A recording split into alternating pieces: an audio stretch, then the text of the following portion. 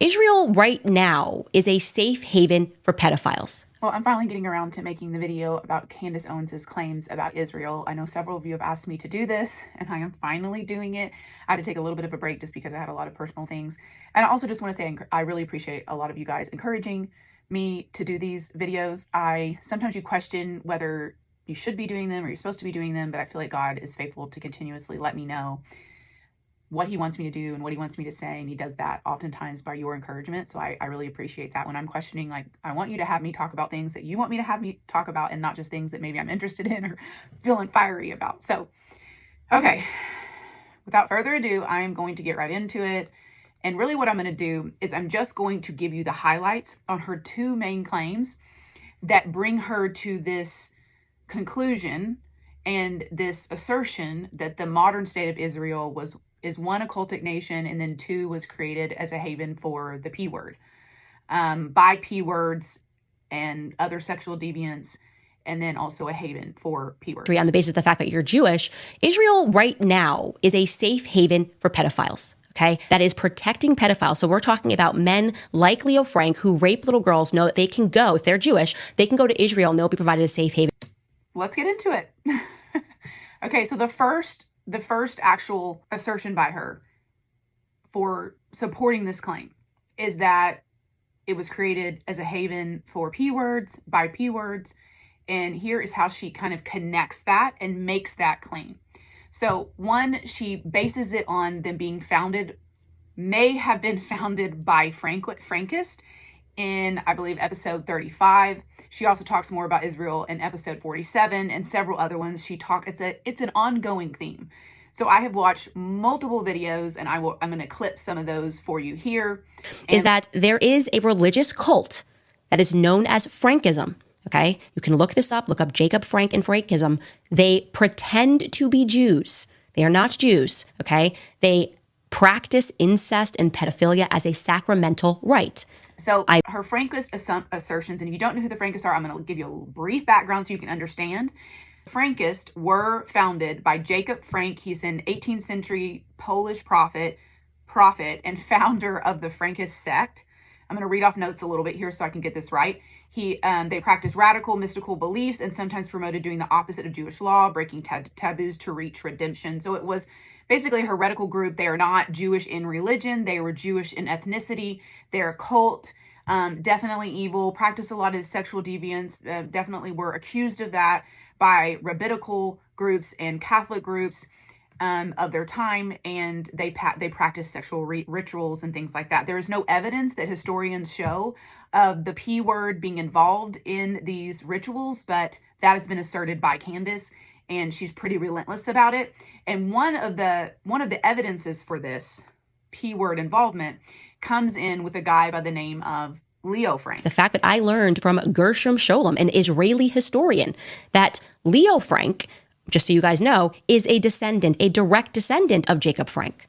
So it is very likely that Leo Frank was not a Jew. Okay, this is not a person who followed the Torah. Leo Frank was very likely a Frankist. So like I said, Jacob Frank is an 18th century Polish prophet, self-proclaimed. So that would be in the 1700s. Leo Frank comes along at the end of the 19th century in 1884, which is when he was born. But she says she can connect the two. And if you want to go back and look at that, it's a very circumstantial evidence that requires a lot of assumption and foredrawn conclusions, and even historians say they can't connect them. Obviously, they have the same last name, and I'm not even saying I really care, honestly. And I'm going to tell you, after I go through these two claims, why I think they're irrelevant. Even if every single thing she's saying is true, which I don't think that it is, there's so much historical evidence and scholars smarter than me that have studied this, even read, she cites books about the Frankists, about Leo Frank in particular, I'm going to talk about, and even cherry picks out of those sources. She also uses Wikipedia a lot. Interesting. So on Wikipedia, there's just an entry for sorcery, just the word sorcery. So there's just a lot of problems with her evidence. But even if they're all true, I'm going to talk about at the end why it's irrelevant, especially for Christians. Why is it irrelevant, even if it's all true? So, but back to Jacob Frank and Leo Frank. So she has to connect Leo Frank to Jacob Frank, this self-proclaimed Polish prophet who founded the Frankists, which was a cultic group. I think there is plenty of evidence to support that they were evil, they were cultish, they were sexually deviant. All of that I think is true. But she has to connect Leo Frank to Jacob Frank, because then that makes him a Frankist, even though they're separated by more than a century. And historians disagree. That's what she does. And so Leo Frank was lynched in 1915 over his conviction of a young Catholic girl's murder named Mary Fagan. She talks about this a lot. And she also adds in there that he was a P word. She cites Leonard Dinerstein's book, The Case for Leo Frank, in her podcast on episode 35. Book that was written as the comprehensive account of the Leo Frank case by a man named Leonard Dinerstein.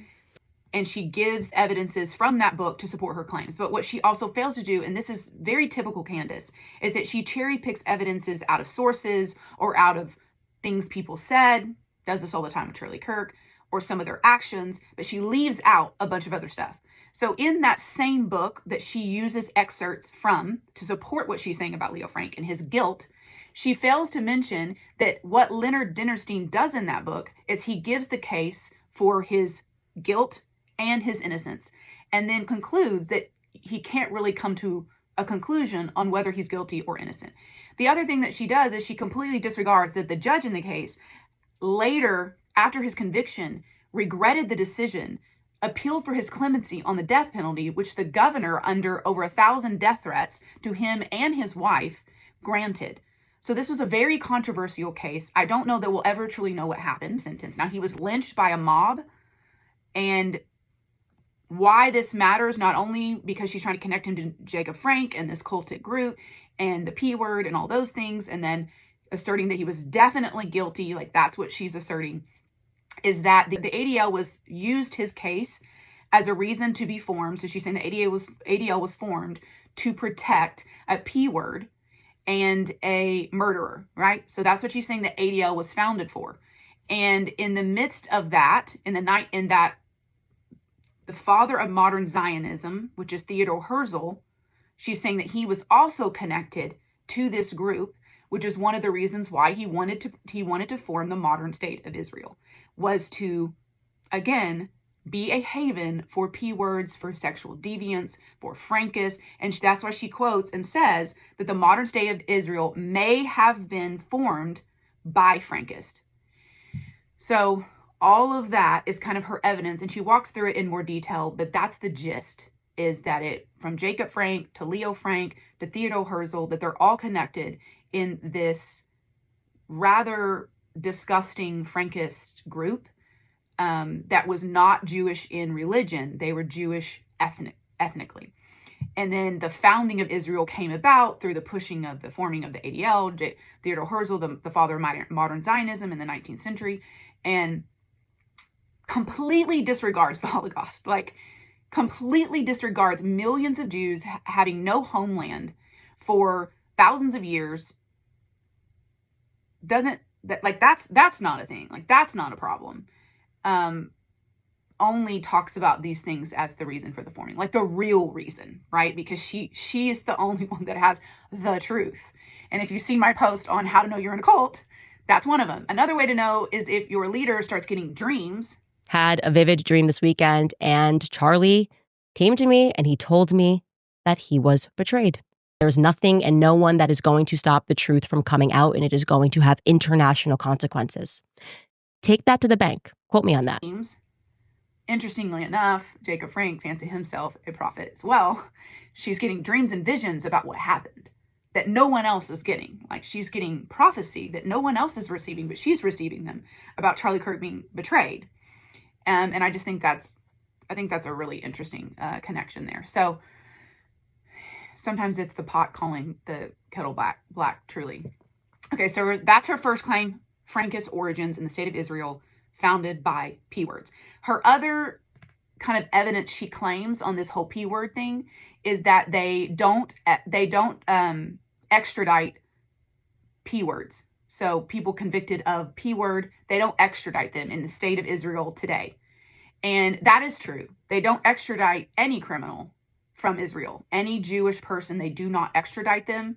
And I think the reasons are obvious if you take that fact in consideration. It's a protective thing in place to protect Jewish people from anti-Semitism and from the kind of persecution and Holocaust that they've experienced in the past. Do I think that they should extradite them? Yes, I think they probably do, especially to allies like the United States. I think they should absolutely extradite them.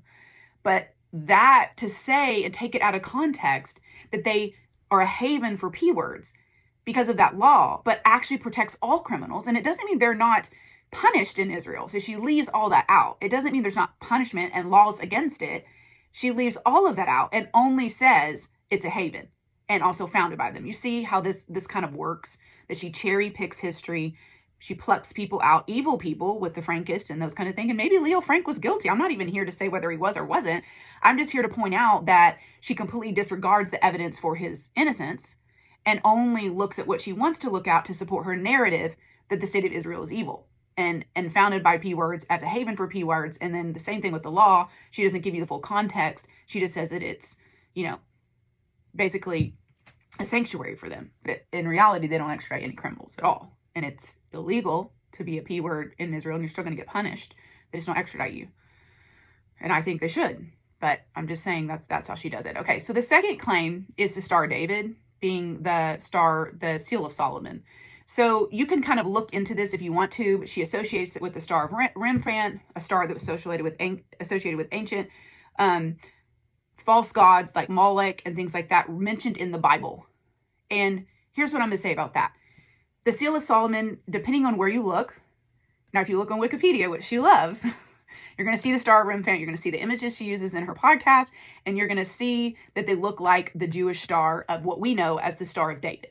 So that makes Israel the master of the universe.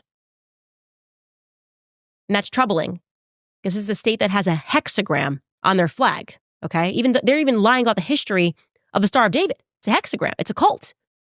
You can't just wipe that away. It's not even a long time ago. There's tons of books. It's showing you that that's a hexagram. What are you pretending? It's a cultic. So you're going to see the similarity. Now, if you look in other sources that aren't Wikipedia, you're going to see that there are different examples of what the Star of Rembrandt or the Solomon seal and those kind of things actually looked like. Okay, so this is just one point I'm going to make on this. There are different, some of them look more like a pentagram, the Star of Rembrandt, and then there's also a lot of historians, she tries to connect Rembrandt to Baal, to Molech, all being the same god, the god of Saturn, like all that kind of stuff. There are people that differ on this. There are historians that differ on this, and they do not connect them as the same entities or deities. But of course she does, because it helps support her theory that way back when, all the way to Solomon, it was a cultic nation. The seal is cultic, that it's, connected to these false gods, these very demonic gods that they did child sacrifice to and all those things. So here's another thing we need to talk about. So Solomon is not held up as a hero. He had over 700 wives, 300 concubines. We know the Bible literally shows and talks about how Solomon was led away from the one true God by his wives, and he was warned against this by God. So we know that he fell into adultery and was led into it by his wives, and the Seal of Solomon was said to be used by Solomon to conjure up evil spirits and that he would control them.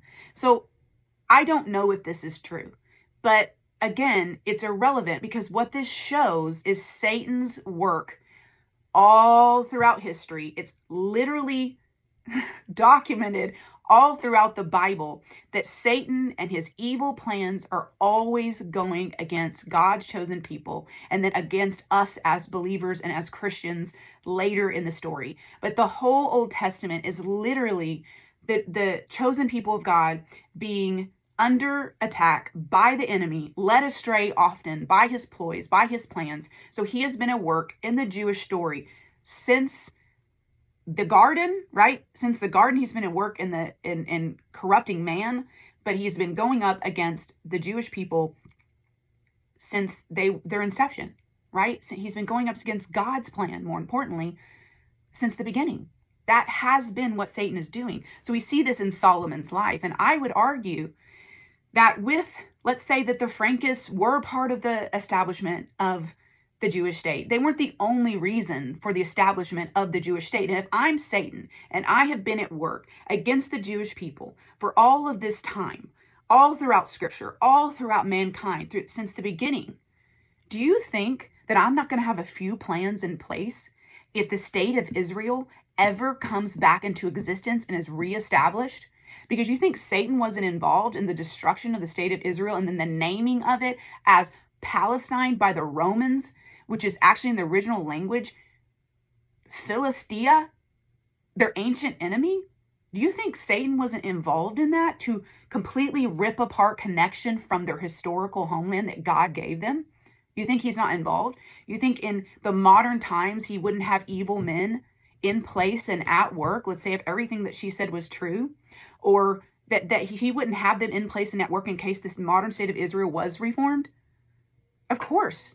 But we can't then totally neglect and gloss over, that there was a Holocaust, and therefore a great need to protect the Jewish people with a homeland, which, by the way, God gave them. And the Abrahamic covenant, I just want to say again, is forever, it's unconditional, it's physical. And as evangelical Christian, we believe that not only was it physical, forever, and unconditional, meaning held by God, made by God, not based on what man did, the Abrahamic covenant and the land rights to the people it's intact today. Not only that, but there are prophecies yet to be fulfilled in Revelation that have specifically to do with the Jews. And the way that I believe and the way that Charlie believe is that those are literal. They will be fulfilled literally, and they will be fulfilled chronologically. So God's plan for the Jewish people is not done yet, and that it is a physical place that Jesus will rule and reign from in Revelation, a physical place from the seat, the throne of David. So I highly recommend that you actually watch the movie Dragon's Prophecy. It's excellent, by Dinesh D'Souza. He interviews Jonathan Cahn in that, who has a book on this. It is so good to lay all this out for you. So with that assertion that you have this demonic evil symbol that she's trying to connect to all these different gods, and maybe there is a connection because he did go after false gods. But again, Solomon is not our roadmap to a Christian life. He's a warning against someone who had all this wisdom and all this blessing and was one of God's kings and anointed by God, and that he was led astray by the things God warned him against. And that to me is just another evidence of evil working against the Jewish people. And I'll say another thing about the symbol is that this is a symbol that is a shape. It is used throughout history. It's a geometric shape used throughout history in many different cultures. Conspiracy theory alert. She says because it's a cultic symbol, it's a hexagram. Well, first of all, the word hexagram has nothing to do with the word hex as in a cult. That comes from the German word in the 19th century. Hexagram comes from the Greek hexa, which simply means six. It's a six-pointed star. So you just discovered that the six... In addition to that, symbols like a cross that could have meant something very, very ugly before it was redeemed by our Lord and Savior, and now I wear it around my neck. But in ancient times, it was a symbol of shame and death and criminals.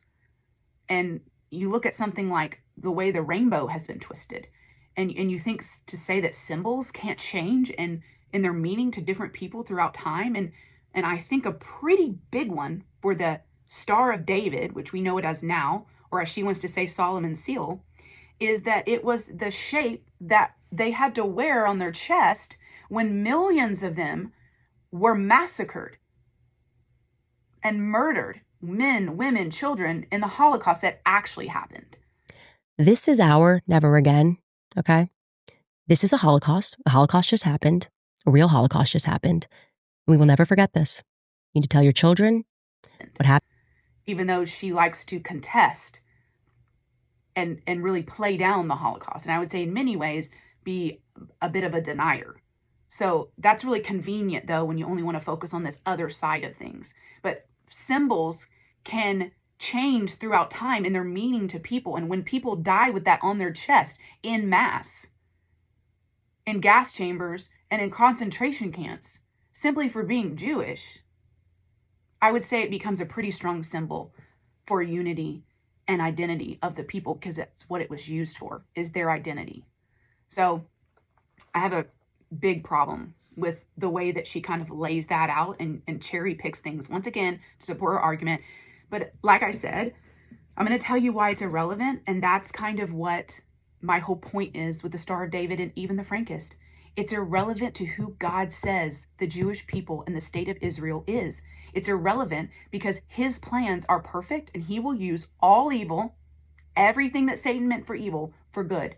And every way in which he's come up against his people, and no doubt there are evil men within the government of Israel, within the state of Israel, many non-practicing agnostic Jewish people that are not religious, but many that are in that state. There are many Christians that live there. There are many Arabs that live there. And I think that we also have to look at from a perspective of, are we going to hold Israel or America to the same standard we hold Israel to? Because I'm pretty sure that there are groups like the 1619 Project and others, Candace, that you are supposed to be against, that she's against, but that they espouse that America was founded by evil men that held slaves, stolen land. This is the assertion that we don't have a right to exist as a nation, that we need to be completely torn down, our history, our statues, and everything else, because we were founded by evil men.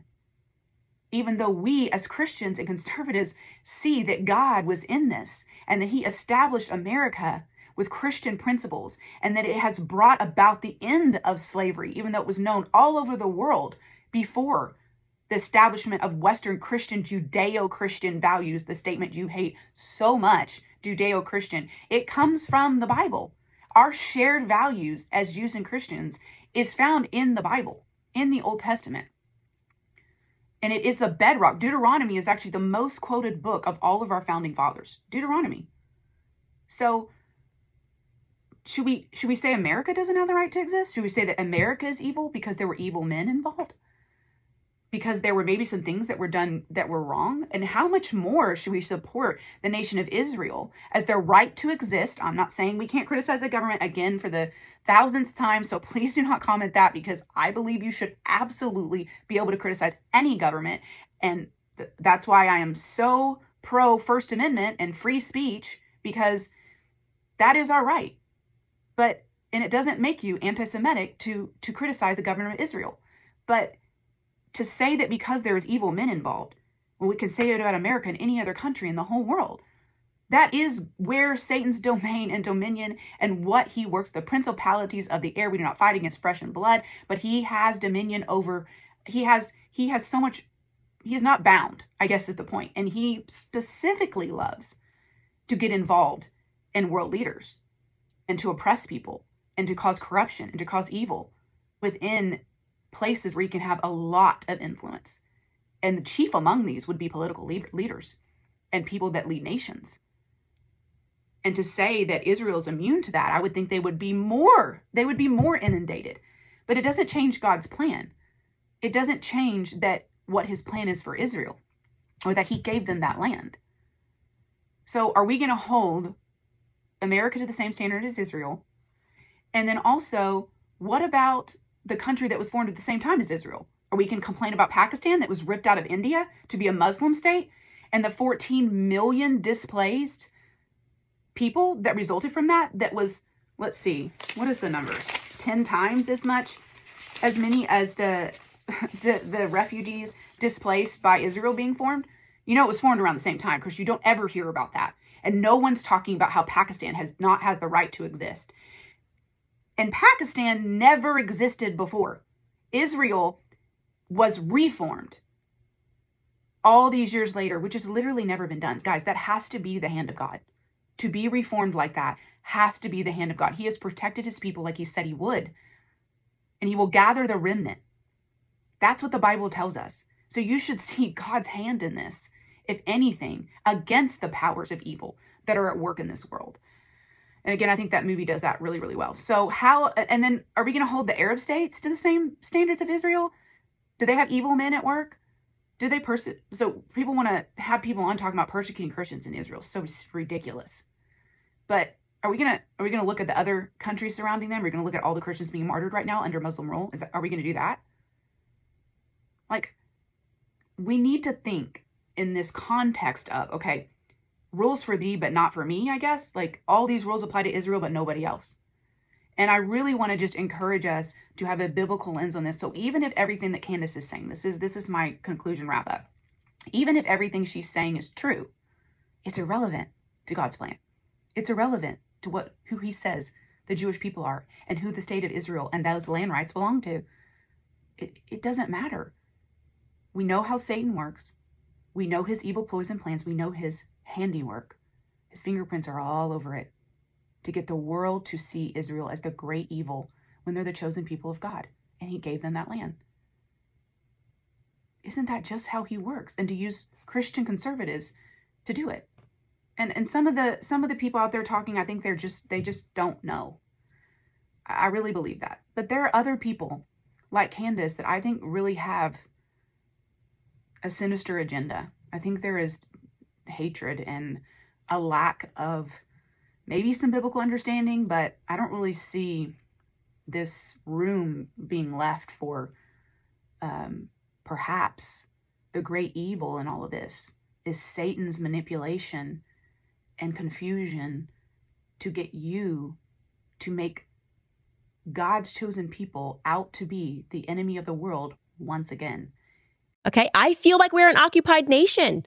As a society, we are fighting evil people who rule over us and impact both sides. Okay, that's the wake-up call. That's the wake-up call we all need, left and right BS, and to focus on the people that actually hate us and rule over us at the same time. And that they don't deserve to have a homeland, and that they should be scattered once again, surrounded by enemies, dissolved, scattered once again, and left to fend for themselves. I mean, isn't that just the way Satan would work? But because he knows when the state of Israel exists, there is less things that have to happen for the return of the king. And I am banking on that. I'm banking everything on it because I know it's true. His words are true. He will fulfill every last prophecy. And make no mistake, that part of the world, that exact part of the world, that's his. And he will come back again, and he will set up his reign from there, and it will be physical, and it will be on the throne of David. And nothing and no one will stop him. Then another sign appeared in heaven, an enormous red dragon. Revelation 12:3.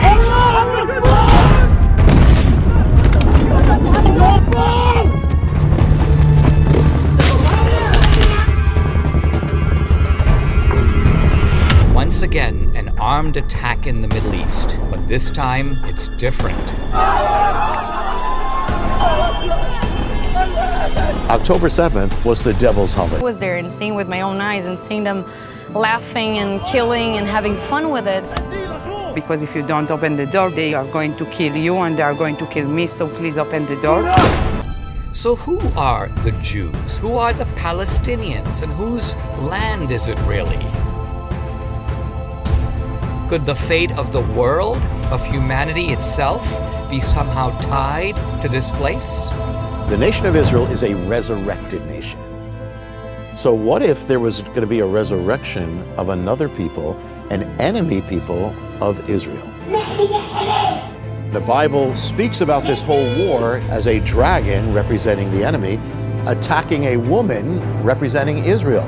The civilian deaths on both sides represent victories on the part of the dragon. Hamas did everything within their ability to maximize the civilian casualty. We came back to a land that was largely barren and empty, and we brought it back to life, and we're going to keep it. People hates the Jewish people because they represent the existence of God. Because without that Jewish foundation, there is no Christianity.